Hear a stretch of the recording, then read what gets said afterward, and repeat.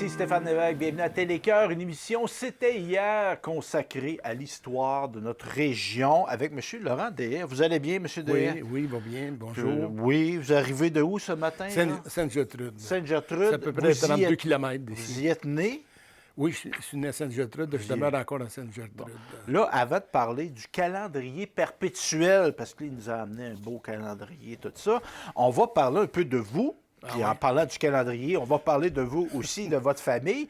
Dans le fond, vous êtes né à Sainte-Gertrude. Vous avez fait quoi comme études, vous? Vous avez été à l'université? Bon, j'ai étudié au séminaire Nicolette. Il n'y avait pas d'école secondaire à l'époque. C'était avant la réforme de l'éducation en 64. Avec l'arrivée des... commission parents, avec l'arrivée des polyvalentes. Là. Parce que les gens qui nous écoutent, les plus jeunes, là, savent que ça n'a pas toujours existé, ça, les écoles secondaires. Là, hein?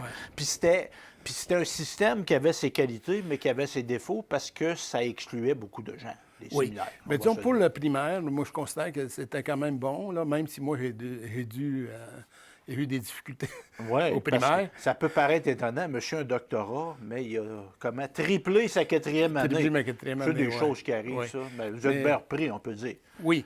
Mais on avait, à cette époque-là, avant 64, la Révolution tranquille, on avait des écoles de rang. Vous avez été une école de rang. J'étais école de rang. Comme les filles de Caleb, là, tous les niveaux en même temps? Oui, tous les niveaux. Il y avait 7 niveaux à l'époque. Aujourd'hui, c'est 6, mais à l'époque, c'est 7. Mais c'était agréable quand même. Là, mais il ne faut pas oublier que je pense que l'enseignement était différent d'aujourd'hui. Il était profitable pour les étudiants, mais c'était axé sur les matières. T'sais. De base. Oui, moins sur la socialisation. Savoir comme compter, tel, savoir écrire, savoir lire. Oui. Donc, très de base. Là, on n'était pas dans l'univers social puis la formation personnelle et sociale. Là. Non, l'univers social, peut-être un peu de géographie qu'on avait au primaire, un peu d'histoire, mais c'était enseigné par matière. Aujourd'hui, c'est l'univers social qui comprend tout ça. Mais ça comprend beaucoup de choses. À ça, les matières sont... Je dirais que les matières sont plus compliquées aujourd'hui quand on regarde les manuels scolaires. Bien, il y avait peut-être il y avait du bon, mais il y avait du moins bon. Entre autres, on ne pouvait... C'était pas un système qui pouvait former tant de gens que ça. Non, parce que les gens terminaient en 7e année. S'ils réussissaient à se rendre en 7e année. Mais par contre, il y avait des jeunes qui voulaient aller faire des études secondaires. Il ne faut pas oublier, à l'époque, à ce moment-là, les entrepreneurs, les hommes d'affaires voulaient avoir plus de formation technique. Mais moi, disons que, vu qu'il n'y avait pas d'école secondaire dans la région, mon père m'a envoyé au séminaire Nicolette, comme pensionnaire. Ça coûtait de l'argent, ça. Là. 450 $ à l'époque. En argent d'aujourd'hui, c'était de l'argent. Là. Oui. Fait que, exemple, dans des familles, on ne pouvait pas envoyer toutes les... Parce qu'il y avait... Vous étiez combien chez vous? On était 5. 5. On peut penser que vos parents n'avaient pas les moyens d'envoyer 5 à l'école. Moi, je dirais que mes parents avaient peut-être le moyen de m'envoyer à l'école, à Nicolette. Par contre, disons, ma mère a enquêté un peu, là. Elle a demandé à des oncles qui étaient plus riches. Puis il y en avait un prêtre dans la famille, donc il a pu contribuer à 100 $ de temps en temps, là, c'est un travail d'équipe que ça fait que vous allez à l'école. Oui, c'est un travail d'équipe. Puis aussi, il ne faut pas oublier que moi, mon frère, lui aussi, était au séminaire Nicolette. Là, ça a commencé à coûter plus cher. Mais quand c'est arrivé à mes sœurs, quand ils ont été à l'âge, après le primaire, ils ont voulu aller faire des études aussi. Par contre, la Révolution tranquille a amené les polyvalentes. Ils ont pu aller à Saint-Léonard. Fait que là, j'ai rencontré mon frère l'autre jour. Il dit, à Saint-Léonard, c'était agréable de venir à l'école. Ah ouais, bien là, c'était une autre philosophie. C'était moins, la rigueur, bien, il y avait une forme de rigueur, mais c'était moins, c'était pas des... Bien, il y avait encore des religieux qui enseignaient. Oui. Mais là, des cheveux longs, puis c'est ça. Le temps non structuré, c'est puis, ça, etc. Fait que là, vos sœurs, moi, mon père était de l'ouverture de la polyvalente à Saint-Léonard, était technicien en laboratoire, fait que croisez vos sœurs. Sûrement. Ben oui. Sûrement. Il a travaillé là, il a pris sa retraite en 2005. Mon père visait l'objectif. Il ne voulait pas qu'on devienne cultivateur. Parce qu'on était sur une terre de roche. Il y avait à peu près 13-14 tas de roches par champ. Il y avait 6 champs. C'est une terre de 30 arpents à peu près par 3,5. Fait qu'il voulait vous léguer une éducation pour faire des métiers. Puis là, bon, vous allez aller au séminaire. Vous, ben, votre formation ultime, là, le cours que vous avez fait, c'est quoi? Vous avez été à l'université? Oui, là, disons, je suis allé en géographie à l'Université Laval. C'est une nouvelle discipline. Il n'y a pas beaucoup d'étudiants avant que j'arrive. L'année qui m'a précédé, par exemple, il y était 20 étudiants en géo. OK. Mais l'année où je suis rentré, il y en avait 84. Fait que là, on est en quelle année? 68? 66. 66? Ouais. OK. Là, les parents poussaient les étudiants, les élèves, leurs enfants pour l'école et l'université. Puis là, c'est une époque où là, bon, oui, c'était la fin des séminaires et tout ça, mais des francophones qui allaient de milieux ruraux, qui allaient à l'université, c'était pas aussi commun que ça. C'était plus ou moins commun, oui. Ouais, ouais. Il ne faut pas oublier que les prêtres recruteurs prenaient peut-être 1 ou 2 étudiants par paroisse dans la diocèse de Nicolette. Des prêtres. Oui. OK. Il y avait un prêtre qui était recruteur, il s'appelait Alphonse Herville. OK. Puis il en prenait un à Sainte-Gertrude, un à Sainte-Marie-Blanford, Gentil, etc. Fait que lui, il identifiait des. C'était comme un recruteur de hockey, mais de talent intellectuel. Oui. Et il voyait des gens qui avaient du potentiel, mais c'était pour potentiel aussi pour religieux, là, parce que le séminaire de Nicolette s'était formé pour faire des prêtres. OK. Mais ça, est-ce que vous vouliez devenir prêtre? Non, je n'avais pas pensé à ça. OK. Mais avez-vous fait à craire que vous vouliez devenir prêtre pour aller à l'école? Non, pas fait. Non, mais les prêtres pensaient que j'étais pour devenir un prêtre. Okay. Mais j'ai hésité quand j'ai fait ma retraite en philo 2, ça c'est fin du collégial. OK. On a eu une retraite de 2 jours et demi en silence. Là, il dit, est-ce que je dois faire un prêtre ou non? Il me disait, si je fais un prêtre, ça va satisfaire mon sentiment de culpabilité, mais je ne connaissais pas les filles, tu sais. Puis là, il faut passer. Je regarde, je comprends. Là, je vois la belle Huguette. Oui, mais elle, je l'ai connue à peine. Oui. Mais là, c'est intéressant qu'on parle de ça, parce que là, on ne va pas venir qu'à parler de notre calendrier perpétuel. Oui. Mais ça, c'est un dilemme que vous êtes. Parce que là, il faut penser, là, la socialisation. Tu sais, moi, j'ai été école primaire, été école secondaire, il y avait des filles dans ma classe. Oui, c'est ça. À un moment donné, ça nous énervait, les filles, là, mais ça ne nous énervait pas comme vous autres, dans le sens que vous avez été école au séminaire, il n'y avait pas de femmes dans la classe. Là. Non. Il y avait-tu des femmes qui enseignaient? Le collégial 3, là. Disons, okay. 3, il y a quelques filles qui venaient qui étaient enseignées par les Sœurs de l'Assomption, là. Notre-Dame, je ne me rappelle plus le nom du couvent, c'est l'école privée. Mais ça, tu sais, c'était bouleversant pour l'adolescence. Existait-elle dans ce temps-là? C'est venu... ça devait exister, mais on parlait de moins de ça. Mais c'est l'adolescence, je pense qu'il y en a qui vivaient peut-être un peu plus vieux quand ils passaient dans les collèges classiques. Parce que vous étiez une gang de gars ensemble. Oui. Puis il y avait une amitié, une amitié différente entre les jeunes, tu sais. Oui, parce qu'on était pensionnaires, l'esprit de corps. Oui. Ça existe encore parce qu'on a des rencontres. Ceux qui ont joué au hockey avec des gens longtemps, c'est un peu ça. On était une équipe, on était ensemble, ça, on s'appuyait, tout ça. Des fois, c'était pas la paix et l'harmonie tout le temps non plus. Là. On n'exagéra pas. Non. Mais il y avait un esprit de corps. Fait que là, vous allez avoir un dilemme. Un dilemme de dire hey, je fais quoi dans la vie, moi? Oui, c'est vrai. Mais qu'est-ce qui va vous faire aller vers la géographie? Sais-tu, essayer d'y penser longtemps, mais c'est aujourd'hui que ça se règle. C'est aujourd'hui, oui, ça va se régler. Mais c'est que quand j'ai fait ma retraite, ça a duré 2 jours et demi. À la fin, je n'ai pas choisi la bonne profession que je devais prendre. L'orienteur, qui s'appelait l'abbé Champagne, si je me rappelle bien de son nom, il m'avait suggéré 3 professions en sciences pures ou exactes, puis 3 professions en sciences humaines. Il m'avait pensionné histoire et géographie, entre autres. Mais j'ai pris optométrie. Quelques semaines après, quelques semaines après, j'avais changé d'idée. J'ai envoyé mon CV en géographie. Disons, peut-être que j'étais plus porté par la nature, vu que j'avais vécu dans un rang, tu sais. Oui, il y a de l'horizon. Oui. Autrement dit, j'ai pris une décision qui était plus ou moins consciente parce que, regarde mes 3 frères, il y en a un qui a choisi la médecine vétérinaire. On avait une ferme. Puis l'autre est devenu ingénieur forestier. Tu sais, c'est un lien, là, peut-être. Quand même, vous avez été à l'école toute la gang. Vous avez été à l'école sérieusement, là, médecin, ingénieur, vous qui êtes géographe. Oui, on cumule plusieurs diplômes à la gang. Puis même les filles ont été à l'université aussi. L'Université du Québec est rentrée. Oui, parce que là aussi, encore plus d'accessibilité, parce que la commission de parents, on crée des écoles secondaires, on crée les cégeps, mais on crée un réseau de l'Université du Québec à Trois-Rivières. À Trois-Rivières. Il y en avait une à Trois-Rivières, mais l'Université du Québec, en Outaouais, en Abitibi, en Chicoutimi, Trois-Rivières, Outaouais, Rimouski. Il manque juste la Côte-Nord. Oui. Puis il doit y avoir des cours pareils. Oui. Puis là, à ce temps, on a comme des pavillons. Pavillons un peu partout à Drummondville. Parce qu'il faut penser à cette époque-là, puis là, je me dirige encore vers les jeunes de mon âge puis de plus jeunes. Tu sais, c'est comme entendu qu'il y a des universités du Québec partout, là, mais c'était pas le cas. Là, parce que dans ce temps-là, les francophones, tu avais l'Université de Montréal, l'Université Laval. C'est ça. C'était tout. Oui. Très élitiste. Là. Oui, ça, c'est sûr. Parce que moi, j'ai été à l'Université Laval, il y a un petit fond encore. Oui, sûrement. Mais c'était le cas aussi quand je suis rentré à l'Université Laval. Ouais. Fait que là, on fait de la géographie. Oui, là, étudier à Laval, on a fait un bac, l'équivalent d'un bac. On n'appelait pas ça bac à l'époque, c'est licence. Oui.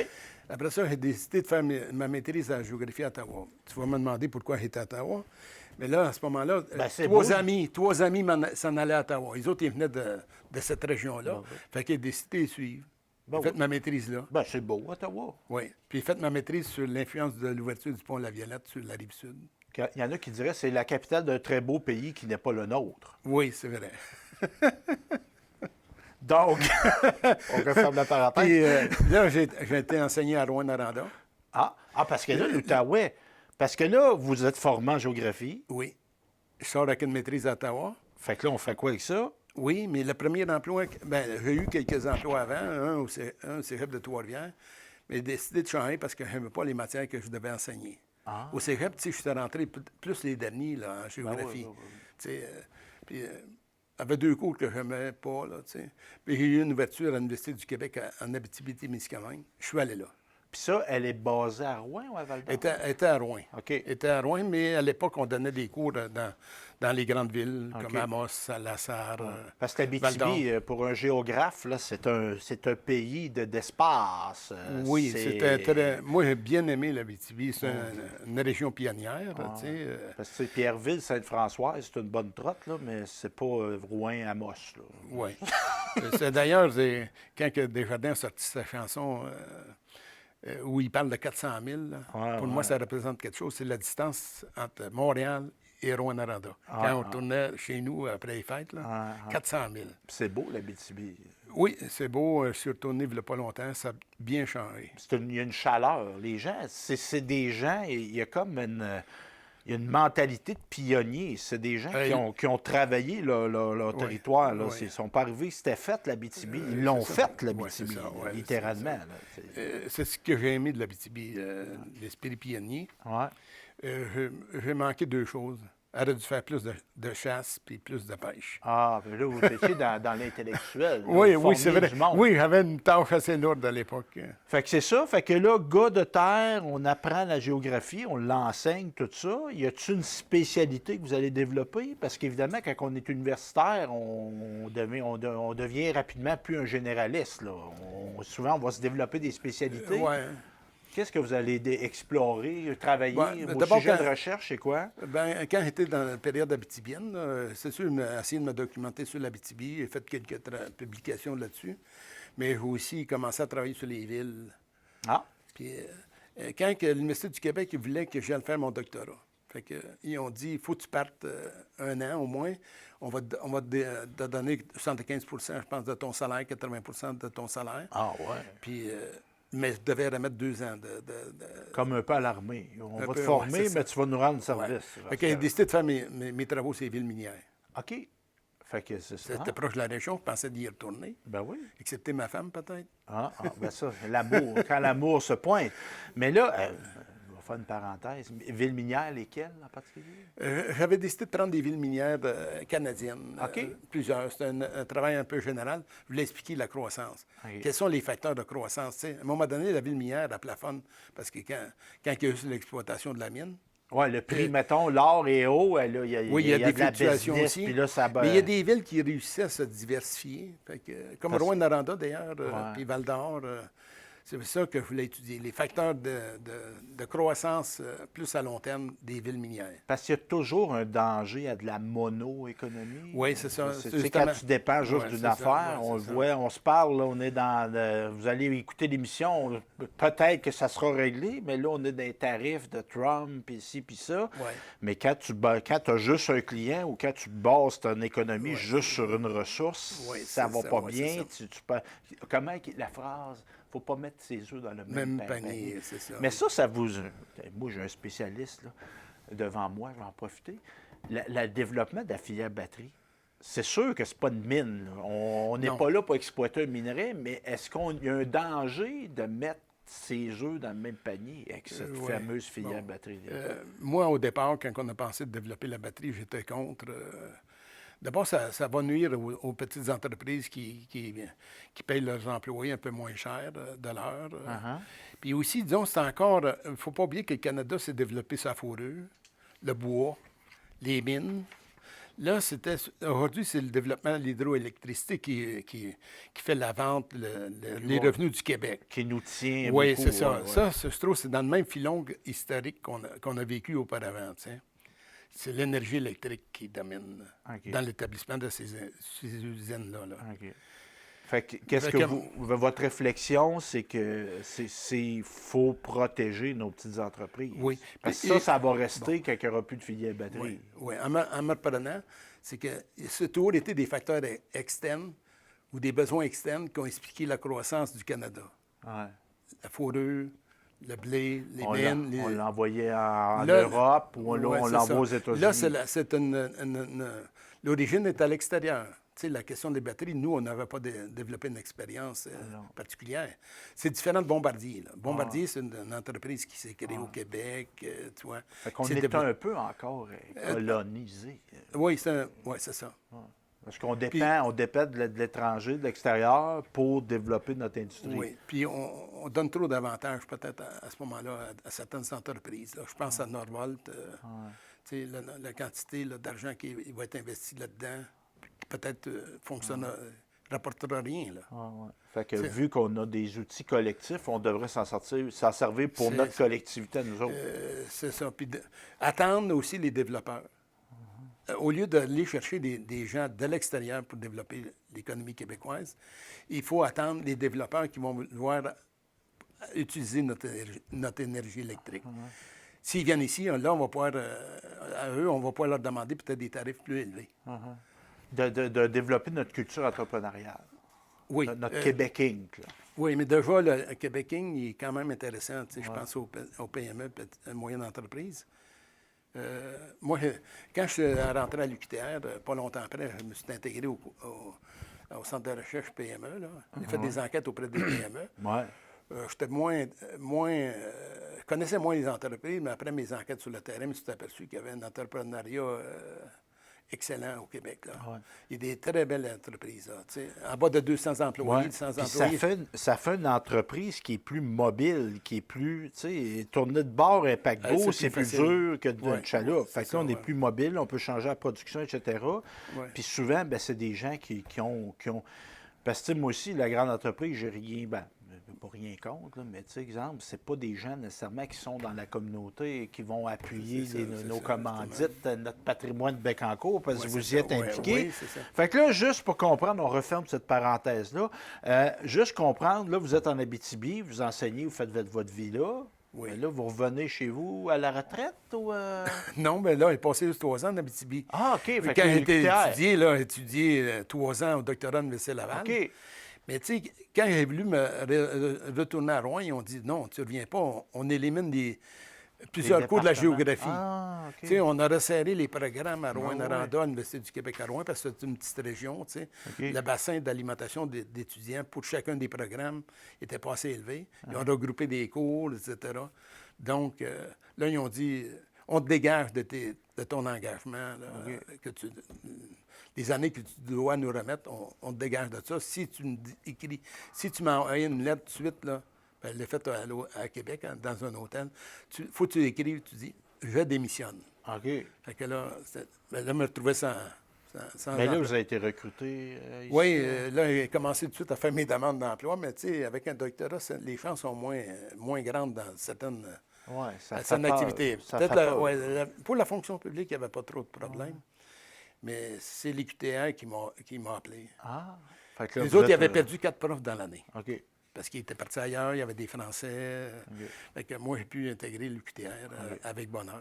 Fait que là, on travaille à l'UQTR, on fait des sauts dans le temps, on s'implique à Patrimoine Bécancour. Oui.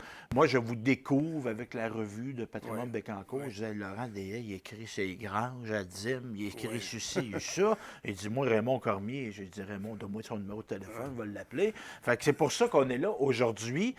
Vous avez fait ce qu'on appelle un calendrier perpétuel. Oui. C'est ça. Un calendrier perpétuel. Là, vous allez faire mon éducation. Parce que moi, je n'avais jamais entendu parler de ça. Un calendrier perpétuel. Parce que moi, je sais c'est quoi un calendrier. Oui. Mais un calendrier perpétuel, je ne savais pas c'est quoi. Donc, c'est quoi ça, un calendrier perpétuel? OK, un calendrier perpétuel. La meilleure façon de l'expliquer, je pense, c'est de comparer avec le calendrier annuel. Oui. Ben oui. Tu sais, à chaque année, il se publiait des calendriers. À ça, c'est de plus en plus rare. Tu sais, tu avais des cahiers. Ben, les commerçants. Les commerçants, ben ils faisaient oui. de la publicité Ben en oui. même temps. On en reçoit un encore de Louis Plamondon. Ben, lui, c'est pas un commerçant, mais notre député Louis Oui, Plamondon nous envoie un petit calendrier. Ouais, je trouve que c'est un des rares maintenant qui est publié Ouais. parce que les commerçants n'utilisent plus bien Ouais. le calendrier perpétuel, annuel parce Ben qu'ils ont le cellulaire. Ben oui, puis en La plus, au tablette. vu de la publicité, tu avais ça sur le frigo chez vous, tu as le nom du commerçant d'en face à tous les jours. C'est pas mauvais. Ouais. Fait qu'il donnait ça. Dans un garage, c'était différent, Oui, oui. par contre. C'est d'autres types d'agréments, on pourrait dire. Non, c'est pas un Oui. mot, ça. En tout cas, vous me comprenez. Là. Excusez. Puis, resté surpris du nombre de... Je suis resté surpris du nombre de calendriers qu'il y a au Québec. Tu sais. Il y a des calendriers sur table de 2 pouces par 3 pouces que tu peux mettre dans ton porte-monnaie. Oui. Il y avait une chose de caisse. On est d'une caisse populaire Ouais, ici. oui. Et comme des triangles, là, ça Ouais. tenait tout seul sur le bureau. Oui, ça. c'est ça, j'en ai encore. Ah oui. Fait que là, vous, calendrier perpétuel, ça veut dire que c'est un calendrier qui est bon tout le temps. Oui. Le calendrier perpétuel, il comprend 14 calendriers annuels. Parce que ça couvre l'éventail des possibilités que peut avoir une année. Ça couvre l'éventail de tous les calendriers depuis 1000 ans, 2000 ans. OK. Mais là, le 14, là... Ça fait pas beaucoup. Ben, c'est pas beaucoup, mais en même temps, on est dans quel, là? On est dans lequel, là? On est-tu dans le 2, dans le 12? Mais moi, je là? pense qu'on est dans le 6, là. Faudrait OK. vérifier. là. Mais il y a comme une méthode d'identifier c'est quoi le bon calendrier. Bon, OK. pour te faire un petit parcours historique, tu connais sûrement l'Almanach du peuple, Ben oui. l'Almanach Beauchemin.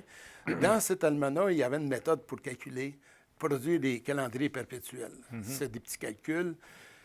C'était pas pratique, mais c'est une façon de voir que, mettons, si Jacques Cartier, on sait qu'il est mort à telle date, si on veut ça. savoir le jour de la semaine qu'il est mort, Ben oui. Il y a une formule. il y a une formule là. pour OK. trouver le calendrier de... OK. de C'était-tu un de- mardi? C'était-tu un jeudi? C'est ça, C'était-tu- ouais, bon, c'est OK. ça. Comme moi, je ne connaissais pas ma date mon jour de naissance. Mais le fait d'avoir réutilisé le calendrier perpétuel, je sais quel jour je suis né, là, maintenant. Fait que là, vous avez fait ça. Puis pourquoi faire ça, un calendrier perpétuel? Parce que vous pourriez dire, moi, je fais un calendrier de 2025, 2026. Ouais, moi, je ne veux pas vous bon. chicaner d'avoir fait ça, Non, là. non. Bon, le calendrier annuel, mettons si j'avais fait un calendrier... ben, je peux te dire pourquoi d'abord j'ai fait le calendrier perpétuel. Oui. C'est parce que en 2020, il Oui. ne faut pas oublier la date, En pleine pandémie. en pleine pandémie, il dit il faut qu'on fasse... Ils vont avoir une fête pour notre 50e anniversaire de mariage. Fait que Vous, puis là, la il belle dit- Huguette. Oui, c'est ça. Là, j'ai dit, il faut faire un cadeau original, un cadeau que les gens vont conserver tout le temps, tu sais. Fait que là, vous dites, c'est à nous autres de recevoir des cadeaux, mais Laurent dit non. Moi, il faut je en donner veux un. donner un cadeau. Il faut en ça, donner un ça, aussi. c'était un gars de... Mais non, puis là, moi, je vous sens un gars qui était actif, là. Vous aimiez Oui. faire ça, des projets, puis tout ça. Oui. Puis là, 2020, Laurent, la pandémie, on reste chez nous. Oui, Moi, mais ça fait- je veux m'occuper. Oui. Hein? Mais C'était une ça fait- manière de vous occuper, Oui, ça, là. mais ça fait 5 ans quand même que vous que le- j'attendais le moment. Il ne faut pas oublier que c'est un calendrier qui est d'équipe, parce que, disons, mes 2 fils sont en informatique. Ah, fait qu'ils vous ont aidé Fait que dans là, les ils m'ont enfants. aidé. Je leur ai demandé s'ils étaient prêts à collaborer pour le calendrier perpétuel. OK. Fait que là, ça, il ne faut pas oublier que le calendrier perpétuel, moi, je visais plusieurs objectifs avec ça. Oui, oui, dites-moi ça. Ah. Bon, OK. Oui. Le premier, c'était pour donner un cadeau Ben oui. à nos invités. Puis ça, c'est un cadeau unique. Tu ne l'achètes pas au magasin. Oui. Puis tu ne le jettes pas à la fin de l'année parce qu'il est bon. Il est tout le temps bon. Ensuite, moi, j'avais fait des recherches sur Pierre Deshem, notre ancêtre, qui était un pionnier de Bécancour, avec Nicolas Perrault. OK. Je savais un peu son histoire. Je connaissais son époque un peu parce qu'il y a eu un recensement en 1681. OK. On sait le nombre de fusils, le nombre de colons. C'était un petit hameau en 1681, c'était 45 personnes. Il y avait des détails là-dessus. J'avais fait mes arbres généalogiques. Puis là, je me suis dit, il faut que l'information... Il y avait des photos de famille aussi. OK. Là, je me suis dit, il faut si je me réussis à mettre tout ça dans un même cahier, je vais pouvoir donner ce cahier-là à tout le monde. Puis je n'aurais pas besoin d'écrire... J'avais démissionné sur l'écriture des délais. OK. Parce que vous aviez dans la tête de faire un livre historique Oui, sur l'histoire de la famille. Oui. Parce que là, au calendrier perpétuel, ça n'a pas nécessairement avoir une dimension historique, mais vous avez comme fusionné ça. Oui, c'est ça. Vous avez fait un livre d'histoire qui reste ouvert dans toute la famille à tous les jours, qui est consulté à tous les jours. C'est ça. C'est ça que vous avez voulu faire. Puis je le faisais aussi pour... Rendre l'histoire vivante, la rendre dans le c'est sens ça. du monde. Oui. OK. Ah, c'est bien ça. C'est parce que je voulais aussi que... Tu sais, à la fin, tu sais, avec l'héritage, tu sais, quand on a des photos, les photos vont juste à une seule personne. Oui. Tu sais, puis moi, je voulais mettre mes informations historiques que j'avais sur les délais dans le calendrier. OK. Tout mettre à mesure du possible pour que quelqu'un, un petit-fils ou un arrière-petit-fils, décide de continuer l'histoire des délais. OK. Mais il ne faut pas oublier que c'est centré sur quand même le noyau, c'était notre mariage 50e anniversaire. Oui.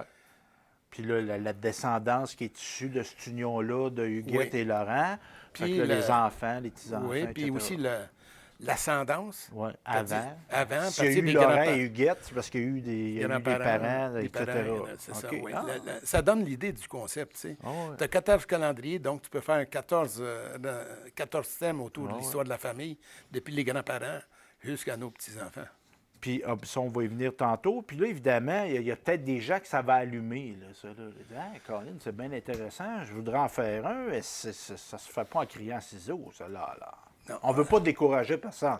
Mais ça, de l'idée de départ jusqu'à l'impression, ça a été combien de temps? Sais-tu que je pense qu'on avait commencé peut-être à l'automne 2019. OK. La pandémie est arrivée, donc moi j'avais un problème, je ne pouvais pas toujours utiliser l'informatique pour communiquer avec mes fils. On a communiqué quand même par la poste. On s'est rencontrés à l'occasion, pas beaucoup, avec des masques. Il ne faut pas oublier que ça, moi j'avais l'idée générale, je savais que c'était 14 calendriers, pour le perpétuel. J'avais cette idée-là, mais tu sais, je n'avais pas fouillé tellement sur les possibilités de faire un calendrier différent. Si je devais, je vais avoir des conseils à donner à ceux qui veulent le faire, là.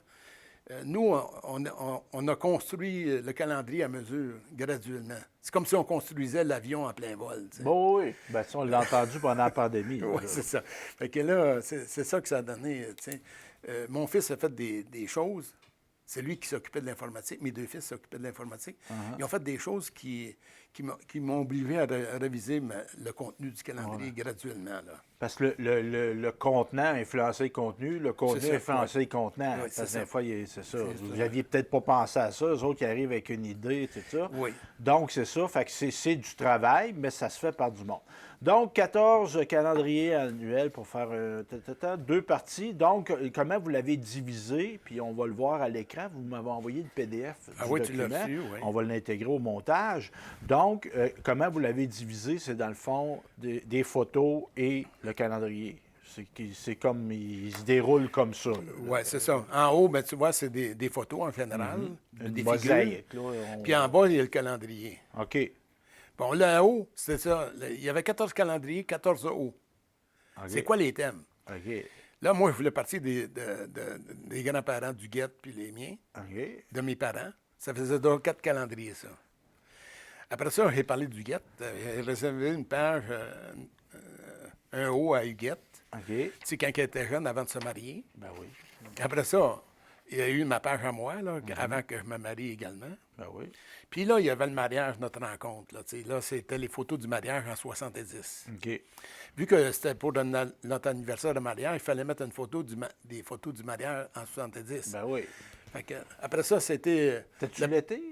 Le mariage 13 juin 70. Ah, ouais. Oui, ça fait une belle été, ça. C'est plaisant de se marier. Ben, c'est sûr. Si le monde se marie, on peut faire des farces. Moi, j'ai pas été marié. Mais C'est ça. c'est C'est ça. C'est ça, quand même.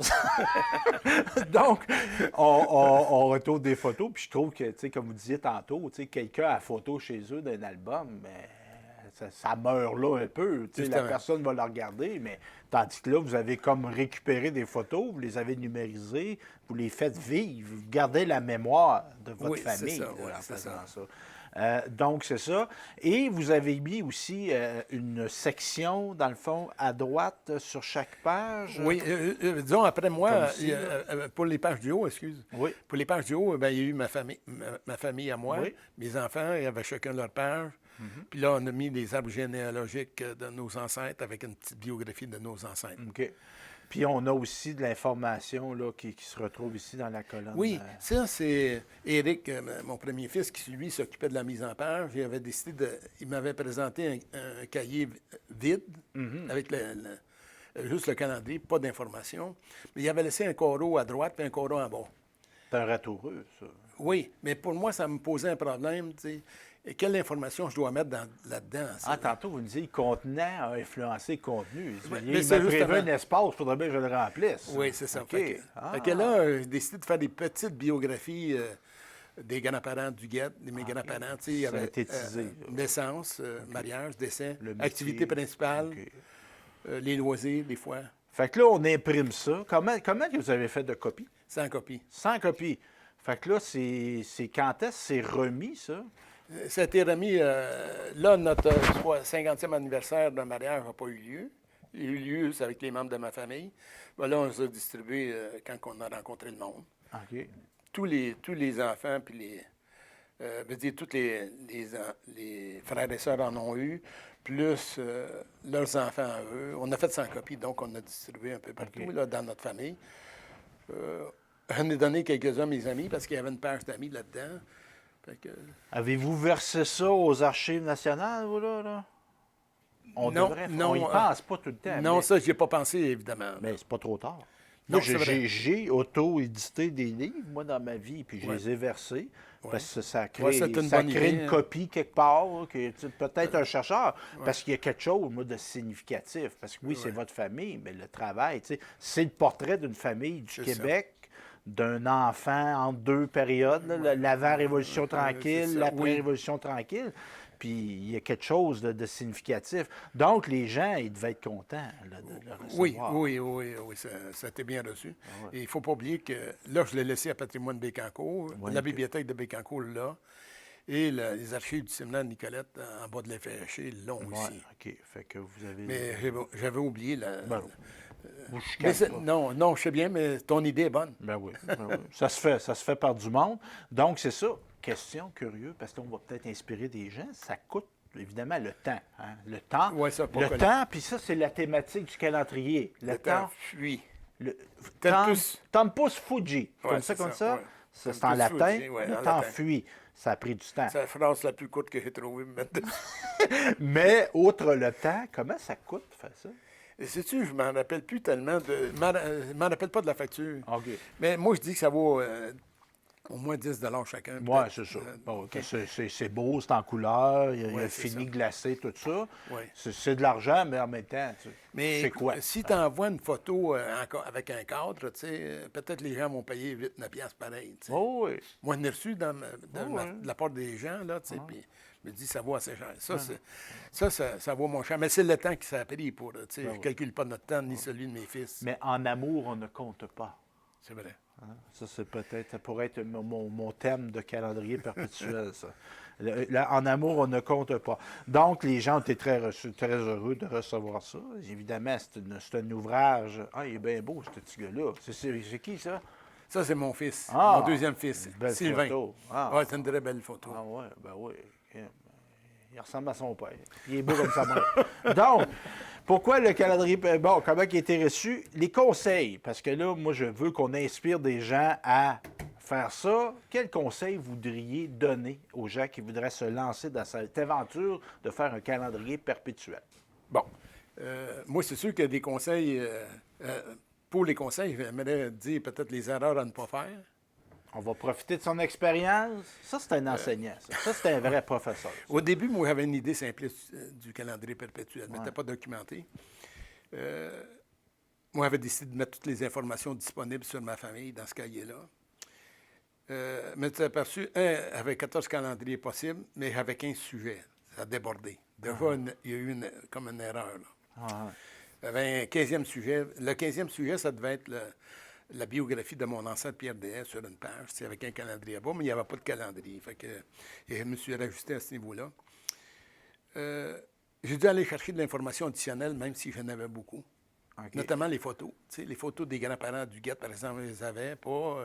Ben oui, ben vous, votre famille, c'était Moi, pas vos c'était grands-parents à vous. Oui, c'est ça. Fait que j'avais plus d'informations peut-être du côté des Dehaye.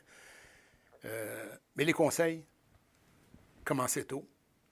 Commencer bientôt, moi, je dirais 1 an avant. OK. Ça dépend du calendrier qu'on fait aussi. Commencer avant, puis ramasser, collectionner les photos, toutes les informations qui sont nécessaires. Là, on revient au point de départ, c'est quelle information on doit mettre dans le calendrier. Oui. Il y en a qui peuvent faire un calendrier avec une photo, seulement une grande photo, sur la page du jour. Oui. C'est moins d'ouvrage, mais C'est moins d'ouvrage, ça reste mais- que OK.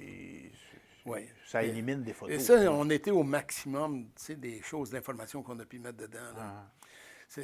D'abord, moi, je conseillerais de consulter notre calendrier perpétuel, puis deuxièmement, d'aller sur Internet. Parce qu'il y a déjà des... Moi, je me suis aperçu de ça Après, parce que moi, je fouillais pas trop je suis pas trop vif, là, tu sais, pour aller fouiller sur oui, Internet. ben, Je suis pas comme mes fils, là. ben, vous avez l'âge que vous avez. Là, tu sais, dans le sens, non, mais tu sais, comme nous autres, ben, ma fille qui a 22 ans est née, Ben puis oui, ça elle est existait née là-dedans, Internet. ouais, c'est là, ça, tu sais, ouais. c'est un autre Bon, il y en affaire. a des calendriers. On n'est pas moins intelligent pour ça, mais Non. c'est un outil qui est venu dans notre vie. Oui, c'est On n'est ça. pas né dedans. là.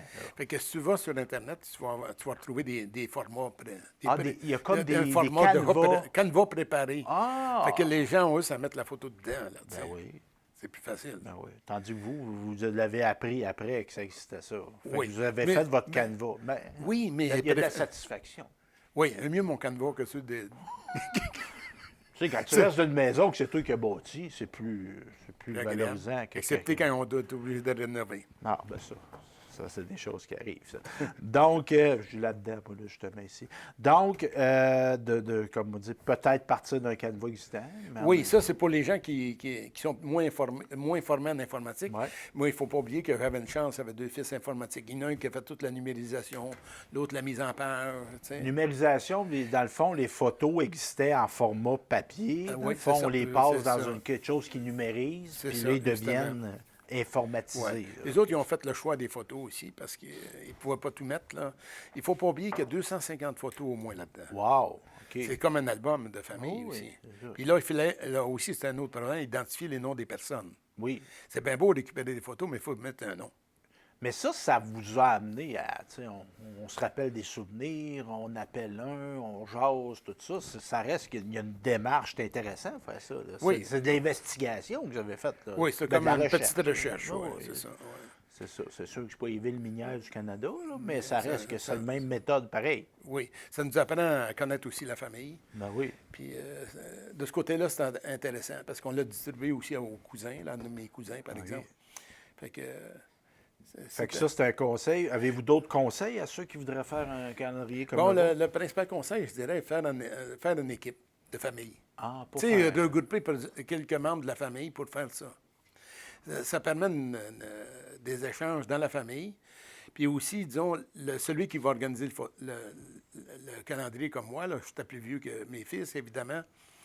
Tu sais, ça me permettait de leur dire, toi, ici, c'est ta tante, ton cousin, tu sais, on pouvait aller plus loin, là, tu sais, discussion sur la famille elle-même, là, tu sais. Que moi, exemple, avoir été dans votre équipe, je suis étranger à votre famille, j'aurais pas eu le référent. Là. Tu sais, ma tante, il y a mon oncle qui a fait le même métier que toi, puis là, tu sais, il Oui, raconte c'est ça. des histoires. Mais, Tandis tu sais, que moi, votre mononcle, je le connais pas. Là. Mes enfants ne connaissaient pas leur arrière-grand-père, par exemple, OK. tu sais, ou Fait que là, arrière-arrière-grand-père. ils ont développé quelque Là, chose. c'est ça. Là, il peut dire ils sont nés en telle année, ils sont restés à tel endroit, ils ont déménagé pendant 10 ans aux États-Unis, ils ont dû revenir pendant la crise économique de 30, tu sais, 29-30. Donc, Ben, c'est ça, comme tu participes à l'enseignement Ben oui. de tes origines Ben oui. avec tes enfants. Puis, Ça, c'est intéressant ce que vous dites là. Tu sais, vous parlez de la crise économique, le crash boursier de 29, mais tu sais, on est des acteurs de l'histoire. Oui, c'est peut-être ça. pas de la grande histoire, mais quoi, qu'elle est grande pareil. Mais tu sais, il y a de vos ancêtres qui ont vécu ça. Fait Oui. que ça, il y a quelque chose de très significatif là-dedans, Ouais, ouais. là, cette Ben, trace-là. oui, c'est là. ça, justement, comme mon grand-père, quand il est parti aux États-Unis en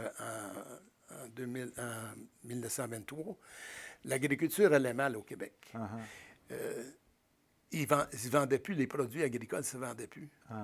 Puis il y a 3 personnes dans notre rang où mon grand-père restait qui ont déménagé à l'extérieur. Ils ont abandonné leur maison sans les vendre parce qu'ils ont vu que les fermes ne se vendaient pas. Ah ouais.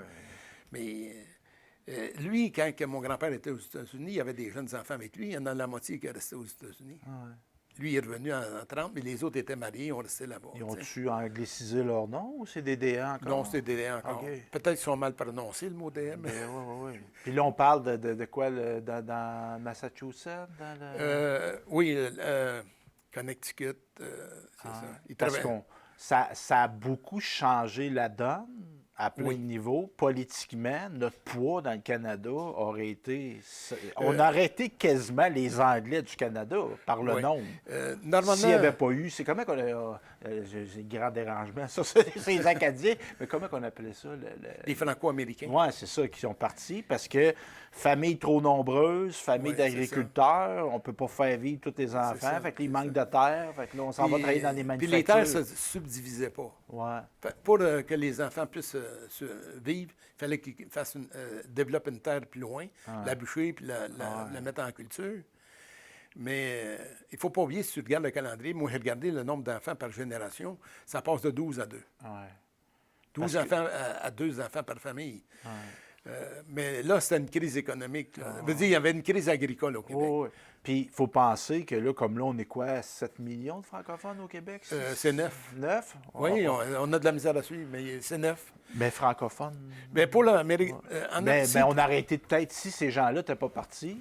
Bon, l'estimation, là, en estimation, regardez ça un peu. Ben oui. Là, 30 ans, c'était 15 millions, on doit être 20 millions. On aurait été. On a été 20 millions au Québec si tout le monde était resté ici. Ouais. C'est quelque chose. C'est gros, oui. Ça aurait changé. Ça aurait changé la nature du Canada, c'est sûr. On aurait eu. Puis, tu sais, on peut penser, tu sais, comme Kerouac, c'est un des nôtres. On va vous en compter une bonne, moi. Oui, vas-y. M'en va dans New Hampshire l'autre été, va voir un spectacle de musique. Moi, j'aimais ça, aller aux États-Unis. On va dire que là, je vais m'en retenir. Je m'en vais là, voir John Fogerty. Je ne sais pas si vous vous rappelez de lui. C'est CCR, le groupe CCR. Ah oui, oui. Il est encore vivant, ce monsieur-là. Fait que je vais voir ça. Fait que là, je vois un gars que je reconnais dans la salle, au spectacle. C'est un lutteur très célèbre. Ouais. Peut-être que vous ne connaissez pas, mais il s'appelle Triple H. Non, Mais je connais son pas. nom, c'est Paul Lévesque. Paul Lévesque. Ouais, Il ne parle pas français pantoute. Fait que moi, je le vois. Tu sais, moi, Il venait de ta famille? il venait, non, je ne suis pas parent, je pense pas, mais lui est natif du New Hampshire. L'évêque du New Hampshire, on peut comprendre que Ouais. 2-3 générations, ça, il ouais. était peut-être un Ouais. des nôtres. Ouais. Fait que je m'en vais le voir, puis là, je voulais pas avoir l'air d'un groupie, puis dire « Hey, bonjour, monsieur, je peux-tu me faire... » Fait que j'arrive avec mon permis de conduire. We have the same name. On s'appelle l'évêque, tous les deux. Fait que là, il a accepté, il a trouvé ça drôle, il s'est fait prendre en photo avec moi. Fait que ben, c'est un gars qui vaut plusieurs... qui était un lutteur très connu. Puis là, maintenant, c'est lui le patron de la fédération de lutte, la WWE. Là. C'est lui oui? le patron de ça. Fait que c'est un gars qui vaut une couple de millions. Fait que là, c'est ça. On était là tous les deux, les Lévesques ensemble. Donc, on referme cette parenthèse-là, juste pour dire, c'est ça, que les événements historiques se sont reflétés dans votre famille, dans le fond. Oui, c'est ça. Mais il ne faut pas oublier, on peut voir l'inverse aussi. Tu sais, il y a des individus qui ont un rôle important, tu sais, qui influencent l'ensemble de la société. Un peu comme ton lutteur. Tu sais. Ah oui. Moi, il n'y en a peut-être pas beaucoup dans ma famille qui ont eu une influence sur le plan politique ou autre. Ouais, là. mais vous avez formé des gens. Mais une société se forme avec des individus aussi qui agissent, tu sais. Oui. Puis, tu sais, de mettre au monde du monde, d'en faire des adultes actifs, des actifs de la société, ça a son apport, ça, là. Oui, C'est pas rien, oui, là. oui, Puis vous avez formé des universitaires, là, vous avez formé du monde, là, c'est quand même quelque chose. Oui, Fait que ça, voyez-vous ça comme un legs? Moi, je le considère comme un legs. OK. Un legs. Je dirais que c'est du patrimoine immatériel. Oui. Tu sais, c'est pas comme un édifice qu'on préserve. Bien qu'il y ait un aspect matériel, mais c'est Oui, du c'est patrimoine. Oui, Il existe pour de vrai. C'est ça un peu l'ambiguïté. Oui. Mais c'est un legs, puis c'est une histoire populaire. Oui, c'est populaire. Puis là, on revient à notre Laurent qui était au séminaire, puis tout ça. Mais on a eu un système, il y a ses défauts, là, mais il y a eu une extension. On a voulu démocratiser l'éducation. Oui. Ça, c'est démocratiser l'histoire. Oui, c'est ça. Oui, démocratiser l'histoire. Fait que vous avez l'impression peut-être de refermer la boucle d'une certaine manière. Disons, refermer la boucle sur l'histoire des DN. Oui. Mais ça, c'est un héritage, on a dit immatériel, oui, c'est vrai. Mais je n'ai pas laissé encore mon héritage intellectuel. Ah, parce que là, vous avez un autre projet. Oui, un autre projet, oui. Moi, je suis journaliste, là, M. Laurent. Là. Mais là, je ne suis pas prêt pour une entrevue. Ah, là, je veux pas. Mais non, mais allez-vous me dire, ça peut être quoi? Là? Je veux un scoop, moi, là une primeur. Vous travaillez sur quoi, là? Bon, c'est sûr que je continue mes travaux en géographie là, historique. Là. OK. M'intéresse à l'histoire de la formation de Sainte-Gertrude. Uh-huh. Mais là, tu sais, quand on arrive quand on a 80, peut-être qu'on se dit, moi, j'aurais des choses à dire à mes petits-enfants. Tu sais. Les personnes âgées ont maintenant de la difficulté à léguer leur affaire. Parce que tu m'as parlé de legs, on va dans la continuité, ont de la difficulté à léguer. Ils sont prêts à laisser leurs meubles, tu sais, ils n'ont pas le choix, laisser leur objet. Mais tu sais, dans mon cas, je constate que j'ai un legs intellectuel à léguer, à faire un legs intellectuel.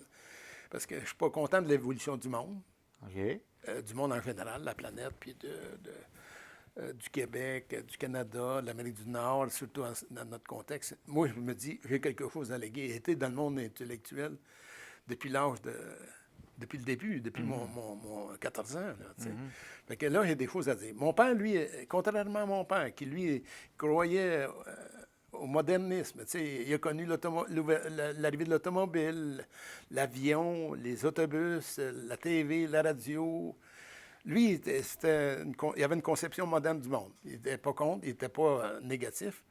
Mais moi, j'ai connu tout ça, mais moi, j'ai une perspective un peu plus négative par rapport à l'évolution future du monde. Là, c'est ça. Moi, je veux léguer. Qu'est-ce qui est important à retenir quand on fait une vie? Est-ce qu'on peut trouver un sens à notre vie? Ce sont des choses qui m'interpellent. Là. Parce que ça, c'est intéressant que vous souhaitiez le faire. Si j'ai l'énergie et le temps, oui, c'est ça. On va vous souhaiter le faire. Mais commencer déjà, là. Parce qu'un aîné puis on est des mortels, là. On voudrait être éternel, mais on ne l'est pas. Mais un aîné qui décède, c'est une bibliothèque qui brûle. Oui, c'est ça. Oui, si c'est vrai. Si on peut la garder, comme vous allez le faire, je souhaite que, puis comme vous l'avez fait avec ça, c'est un savoir, c'est une façon de voir le monde là, qui va rester. Ça correspond à un besoin pour moi. Là. Parce qu'il ne faut pas oublier que quand je regardais mes parents, mes grands-parents, je me suis pas assez intéressé à leur vie personnelle.